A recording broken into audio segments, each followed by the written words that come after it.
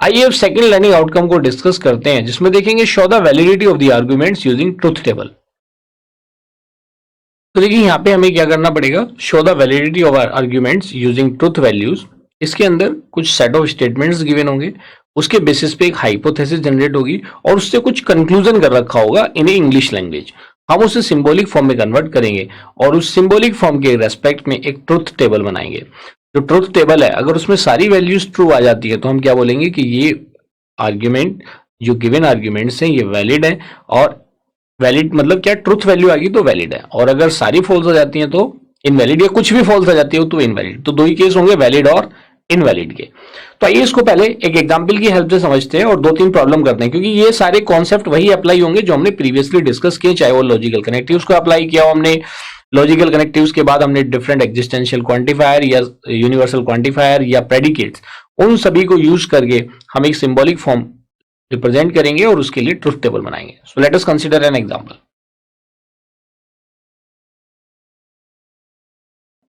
तो देखिए इसमें ये क्वेश्चन गिवन है इंग्लिश लैंग्वेज की फॉर्म में। उसने क्या दिया, सिंबलाइज द आर्ग्यूमेंट, मतलब इसको सिंबॉलिक फॉर्म में रिप्रेजेंट करना आर्ग्यूमेंट्स को। इसके लिए ट्रुथ टेबल बनानी है, construct A truth table and determine if the argument is valid, उसकी वैलिडिटी को चेक करना है। और ये आर्ग्यूमेंट्स गिवन है।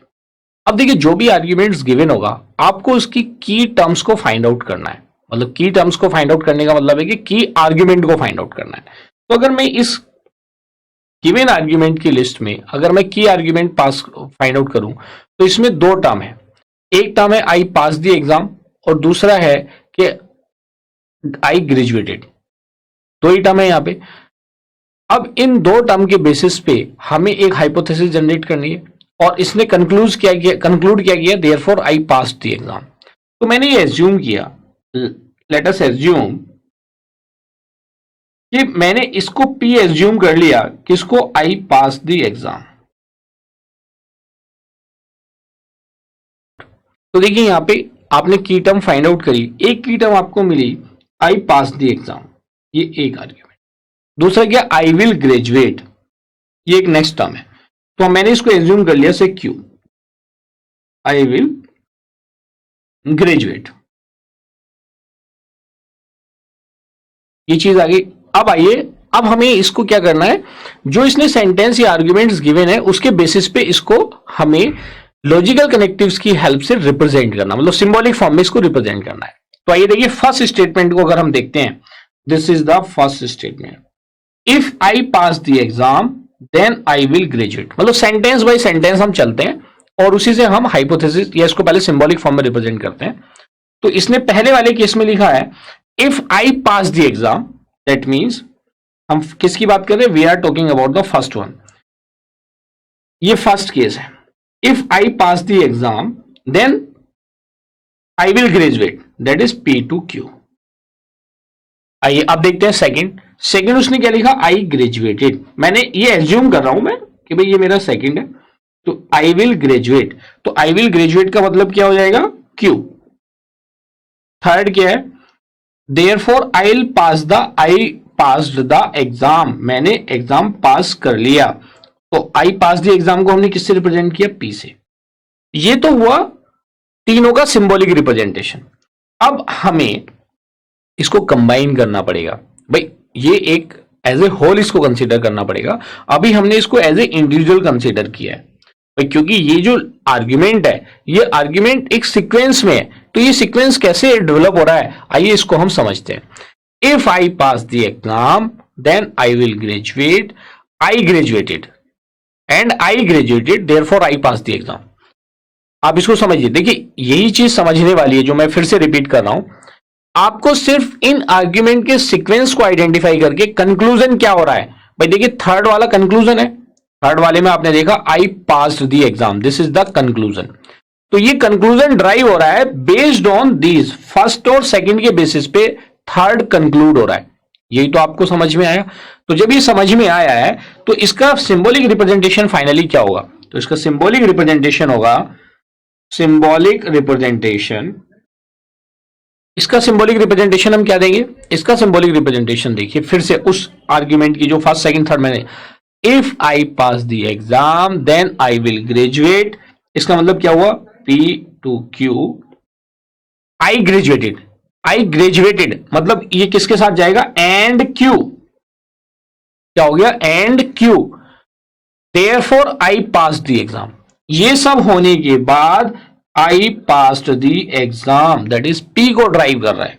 ये पूरा स्टेटमेंट किसको ड्राइव कर रहा है, पी को ड्राइव कर रहा है। तो हम कह सकते हैं कि ये वाली जो टर्म है, ये जो टू हाइपोथेसिस हैं भाई, दीज आर द हाइपोथेसिस, और ये वाला क्या है, कंक्लूजन है। These are the hypothesis and this is the conclusion. तो हमने एक सिंबॉलिक रिप्रेजेंटेशन तो दे दिया जो उसने क्वेश्चन में कहा था।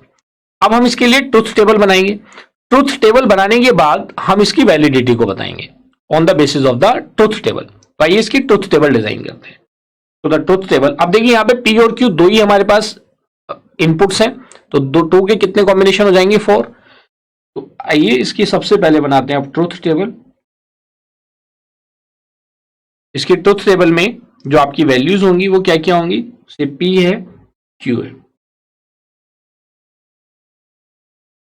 पी और क्यू है, इसके 4 कॉम्बिनेशंस हो जाएंगे, F F, F T, T F, T T.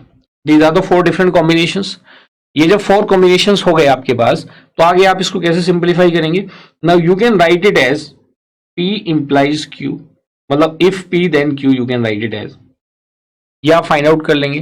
फिर P और Q की एंडिंग करेंगे किसके साथ, Q के साथ, then you will write P to Q and Q, ये आप करेंगे। और लास्ट में आप क्या करेंगे, इससे ड्राइव करेंगे किसको, P को। So you will write it as P to Q and Q से आपने ड्राइव किया है P को। आइए इसको फर्दर सिंप्लीफाई करो। If P then Q, just call the conditional operator जो हमने लॉजिकल कनेक्टिव्स में किया था, कि अगर ये दोनों वैल्यूज फॉल्स हैं तो इसका जो रिजल्ट आएगा वो क्या आएगा, ट्रू। और जहां पे ये वैल्यूज ट्रू होती हैं, जहां पे ये वैल्यूज ट्रू होती हैं, तो जो ड्राइव हो रहा है, मतलब जो देन के बाद वाला स्टेटमेंट है, उसकी values as it is copy हो जाती है, एफ एंड टी। तो आपने P से Q ड्राइव कर लिया। अब इन दोनों की हमें क्या करनी है, एंडिंग करनी है। तो एंडिंग के केस में जब दोनों वैल्यू ट्रू होती है तभी स्टेटमेंट ट्रू होता है, अदरवाइज फॉल्स। तो आप देखेंगे सिर्फ एक यही वैल्यू होगी जिसमें दोनों ट्रू है, अदरवाइज किसी ने, ये भी फॉल्स है। अच्छा, यहाँ पे भी ट्रू वैल्यू मिल गई आपको, देखिए 2 ट्रू मिल गए यहाँ पे आपको, एंडिंग कर रहे हैं, ये भी ट्रू है, ये भी ट्रू है, ये दोनों ट्रू है, और ये भी लास्ट वाला भी ट्रू है, और बाकी क्या है, ये फॉल्स है। देखिए मैं डॉटेड आपको समझाने के लिए कर रहा हूं, एग्जाम में आपको नहीं करना है। आप तो सिंपल लिखेंगे भी, एंडिंग करिए आपने P इंप्लाइज क्योंकि, और इसकी एफ टी एफ हो गया, टी टी टी हो गया, एफ एफ एफ हो गया, टी टी टी हो गया। और एंड के केस में जैसा आप जानते हैं कि जब दोनों वैल्यू ट्रू होती है तभी स्टेटमेंट की वैल्यू ट्रू होती है, अदरवाइज फॉल्स होती है। अब हम क्या कर रहे हैं, इससे हम ड्राइव कर रहे हैं P। तो देखिए अब हम क्या कर रहे हैं, इससे ड्राइव कर रहे हैं P। तो जब इससे P ड्राइव कर रहे हैं तो इसमें जो फॉल्स वैल्यू है वहां पे ये वैल्यू, इसकी वैल्यू क्या हो जाएगी, ट्रू। बस जो कंडीशनल वाले की जहां जहां फॉल्स है वहां पे वैल्यू आ जाएंगी ट्रू। और जहां पे ट्रू है भाई, देखिए एक तो ये ट्रू है और एक ये ट्रू है, इन ट्रू के करस्पॉन्डिंग जो भी वैल्यूज P में होंगी वो एज इट इज कॉपी हो जाएंगी। तो इसके करस्पॉन्डिंग वैल्यूज कॉपी हो जाएंगी। तो एक क्या फॉल्स है और दूसरी क्या है, ट्रू है। ये क्लियर है। तो इस तरह से हमने इसको ड्राइव कर दिया ट्रुथ टेबल को। अब आप मुझे बताइए, इस ट्रुथ टेबल को देख के आपको क्या लगता है कि स्टेटमेंट वैलिड है या इनवैलिड है? Now you have to tell me, just think over it. तो मैंने आपको स्टार्टिंग में क्या बताया था, अगर सारी की सारी वैल्यूज यहां पे ट्रू होती तो मैं कहता है कि ये स्टेटमेंट वैलिड है, लेकिन due to this false value, यहां पे एक फॉल्स वैल्यू भी है, तो इसके बेसिस पे हम क्या कहेंगे, दिस स्टेटमेंट इज इनवैलिड। कि जो भी आर्ग्यूमेंट्स हैं, ये आर्ग्यूमेंट की बेसिस पे the statement is invalid, the given statement is invalid. Clear है। आइए अब हम सेकेंड एग्जाम्पल कंसिडर करते हैं, which is also related to the same learning outcome.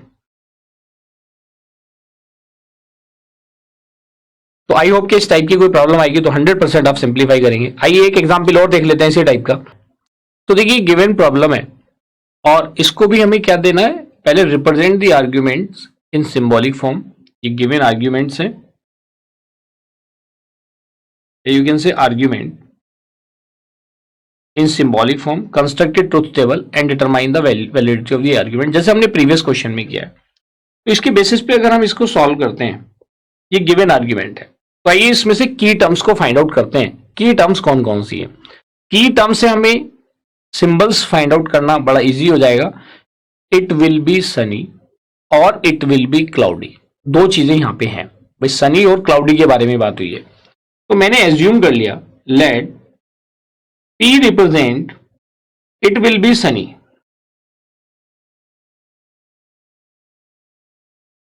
It will be sunny, और मेरा क्यू रिप्रेजेंट करता है इट विल बी क्लाउडी।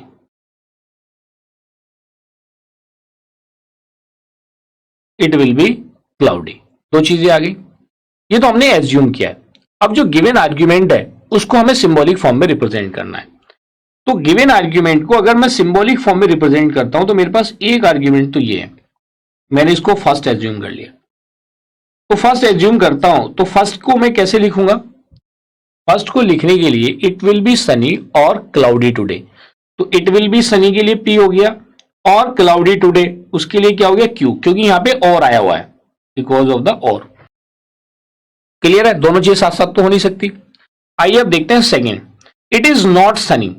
भाई ये सेकेंड स्टेटमेंट है यहां पे, उसमें क्या दिया? It is not Sunny. Sunny के लिए हमने एज्यूम क्या किया था? पी, तो इट इज नॉट सनी के लिए क्या हो जाएगा? Negation of P. क्लियर है? आइए अब देखते हैं थर्ड वाला। तो इसने therefore it will be cloudy, इसको मैंने थर्ड एज्यूम कर लिया। Therefore it will be cloudy, तो क्लाउडी का मतलब क्या हो गया? क्यू। क्लाउडी का मतलब क्या हो गया? क्यू हो गया। इन दोनों को अगर मैं आगे सिंप्लीफाई करता हूं तो therefore it will be cloudy मतलब ये कंक्लूजन है। तो बेसिकली ये दो हाइपोथेसिस हैं और इस हाइपोथेसिस के बेस पे ये कंक्लूजन आया है विच इज क्यू। आइए अब इनको हम कंबाइन करते हैं। इट विल बी सनी और cloudy today, it is not Sunny, मतलब इसका मतलब क्या हुआ? ये एंड की बात हो रहा है, इट विल बी सनी और क्लाउडी और इट इज नॉट सनी। तो अब ये यहां पे और तो आ नहीं सकता क्योंकि और में तो क्लाउडी है, इसका मतलब ये क्या होगा? ये इसके साथ एंड में है और उससे कंक्लूड क्या हो रहा है? क्यू हो रहा है। So you can write it as, तो इसकी सिंबॉलिक फॉर्म क्या हो जाएगी? या सिंबॉलिक रिप्रेजेंटेशन, इसका सिंबॉलिक रिप्रेजेंटेशन होगा पी और Q and it is not sunny, so not sunny means negation of P, और इससे क्या ड्राइव हो रहा है? देयरफॉर इट इज क्लाउडी, ये कंक्लूड हो रहा है, ये इससे कंक्लूजन निकल रहा है। यहां से ये चीज समझ में आ गई आपको कि पहली दो चीजें तो हाइपोथेसिस को रिप्रेजेंट कर रही है और दूसरी किसको रिप्रेजेंट कर रही है? कंक्लूजन को। अब इसको हमें चेक करना है इसकी वैलिडिटी को with the help of truth table. तो ये इसके लिए ट्रुथ टेबल बनाते हैं। ट्रुथ टेबल, इसकी ट्रुथ टेबल देखिए, तो यहां पे भी दो ही वेरिएबल है पी और क्यू, तो 4 कॉम्बिनेशन हो जाएंगे पी एंड क्यू के। तो आपने इसके 4 कॉम्बिनेशंस बनाए, F F F T T F T T. अब हमने इसका बनाया निगेशन ऑफ पी। जब इसका negation of P find out करेंगे तो इसकी वैल्यू क्या हो जाएगी? निगेशन ऑफ पी की, तो जहां फॉल्स है वहां true, true, false and false. फिर हम फाइंड आउट करेंगे पी और Q, then let us find out P और क्यू, जो भी इसमें गिवन है ब्रैकेट में आप उसको इवेल्युएट कर लो। निगेशन फाइंड आउट कर लिया, पी और क्यू फाइंड आउट कर लेते हैं। और के केस में एक भी अगर ट्रू होता है तो ट्रू होता है, दोनों फॉल्स फॉल्स हैं पी और क्यू में तो फॉल्स हो जाएगा। वन ट्रू है, दूसरा ट्रू है और ये दोनों ट्रू है, हमने फाइंड आउट कर लिया। अब इन दोनों की एंडिंग कर देंगे पी और Q and negation of P, ये दोनों ड्राइव कर रहे हैं किसको? क्यू को। आइए इसकी वैल्यू फाइंड आउट कर लेते हैं। इसकी वैल्यू जब आप फाइंड आउट करेंगे तो ये कैसे दिखाई देगा? इन दोनों की एंडिंग फॉल्स है एक भी तो फॉल्स, ये दोनों ट्रू है तो ट्रू, ये फॉल्स है तो फॉल्स, ये भी फॉल्स है तो फॉल्स। यहां तक क्लियर हो गया? ओके, अब हम आगे बढ़ते हैं। अब इससे हमें ड्राइव करना है क्यू को। तो इसने क्या कहा कि भाई पी और Q and negation of P से ड्राइव हो रहा है क्यू। इसका मतलब इससे क्या क्यू ड्राइव हो रहा है? तो अगर ड्राइव हो रहा है तो इसके लिए हम क्या करते हैं? जहां पे हमारी फॉल्स वैल्यूज हैं, जैसे ये फॉल्स है और ये दोनों फॉल्स हैं, तो इन दोनों जगह क्या आ जाएगा, ट्रू। अब हमारे पास बचती है एक वैल्यू जो कि इसमें ट्रू है, तो इसके करस्पॉन्डिंग जो भी क्यू में वैल्यू होगी वो एज इट इज कॉपी हो जाएगी यहाँ पे, वो हमें क्या मिली यहाँ पे, ट्रू। ये किसके, ये मिली हमें नेक्स्ट केस के केस। तो इन सारी वैल्यूज में आपने देखा कि ये ओवरऑल एज ए होल, आपने यहाँ पे क्या देखा, एज ए होल इसमें आपने देखा कि ये सारी की सारी वैल्यूज हमारी यहाँ पे ट्रू वैल्यू है, सारी की सारी क्या value, hence the given argument is valid, hence the given argument is valid, is valid. यहां तक क्लियर है? तो देखिए जो हमारा सेकंड लर्निंग आउटकम था, हमने ये समझ लिया कि इससे रिलेटेड जो प्रॉब्लम आती हैं वो किस टाइप की आती है, show the validity of the argument using truth table. तो इसको भी हमने यहाँ पे अचीव कर लिया। So let us have a knowledge check.